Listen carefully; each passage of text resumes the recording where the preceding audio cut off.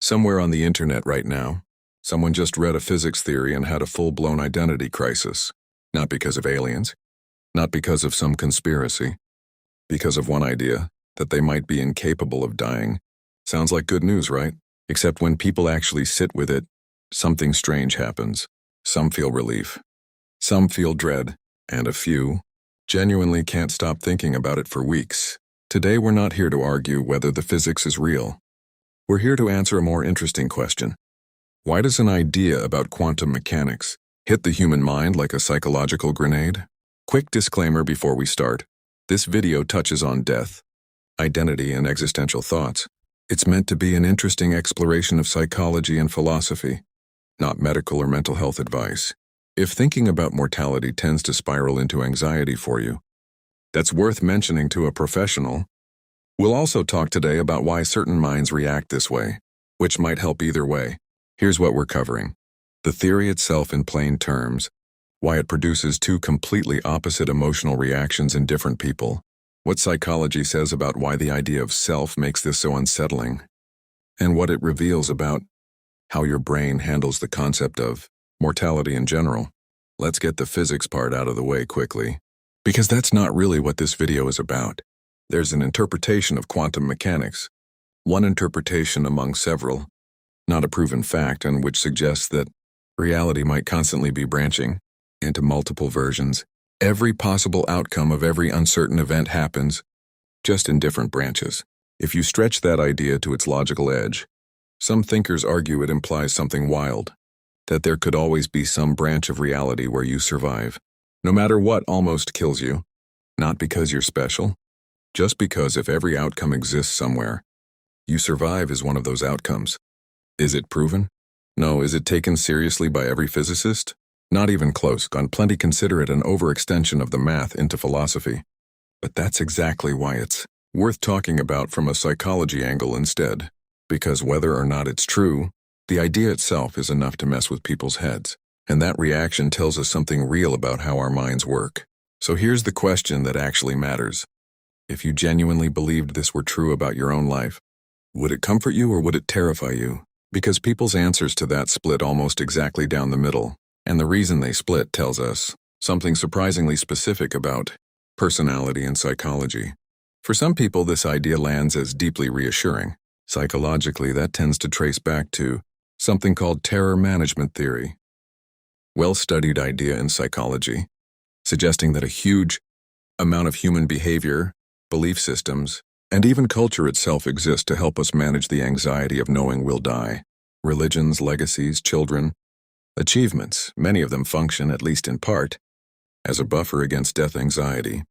They give us a sense that something continues after we're gone. An idea like this branching reality theory can slot into that same psychological need. It doesn't require faith. It doesn't require an afterlife in the traditional sense. It just offers a version of continuity dressed up in scientific language, which for some people feels more credible and therefore more comforting than a purely spiritual promise. For someone who already leans toward anxiety about death, encountering an idea, even a speculative one that says maybe you can't actually lose, can genuinely lower the emotional temperature. It's not that they now believe it with certainty. It's that the possibility is enough to loosen the grip of an old fear. Now flip it. For a different group of people, this exact same idea produces the opposite reaction, dread instead of relief. Here's why. The comfort version assumes you simply keep going. But if you think about it more carefully, the idea doesn't actually promise that the version of you having a good life survives. It only promises that some version, in some branch, continues to exist even if that version is old, sick, alone, or living through something painful. Psychologically, this taps into a different fear entirely. Not fear of ending, but fear of losing control over your own story. Humans generally don't just want to continue. We want to continue in a way that still feels meaningful and coherent as us. Losing certainty over which version continues threatens something psychologists call self-continuity, our sense that we are one connected, coherent person across time. There's also a subtler layer here worth naming. For people who already experience intrusive or anxious thought patterns, an idea like this can act less like an interesting thought experiment and more like fuel. The brain fixates, replays it, tries to solve it and can't because it's inherently unresolvable. That loop itself, not the theory, is what actually causes distress. So which side are you on, relief or dread? Hold that thought, because there's a third reaction that almost nobody talks about, and it might be the most psychologically interesting one of all.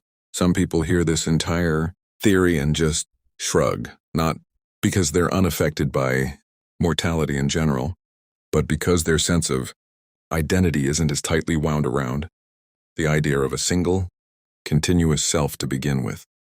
This connects to a genuinely fascinating area of psychology and philosophy. The idea that the self we experience moment to moment is less like a fixed object and more like a process, constantly being reconstructed by memory, mood, and context. Your sense of you right now is already, in a very real sense, a slightly different construction than the you from 10 years ago, or even this morning before your first coffee. People who intuitively relate to this, that identity is more like a flowing pattern than a fixed thing, and often find the branching reality idea less threatening. If you already don't experience the self as one unbroken, rigid thread, the idea of the thread having many branches doesn't feel like as much of a loss.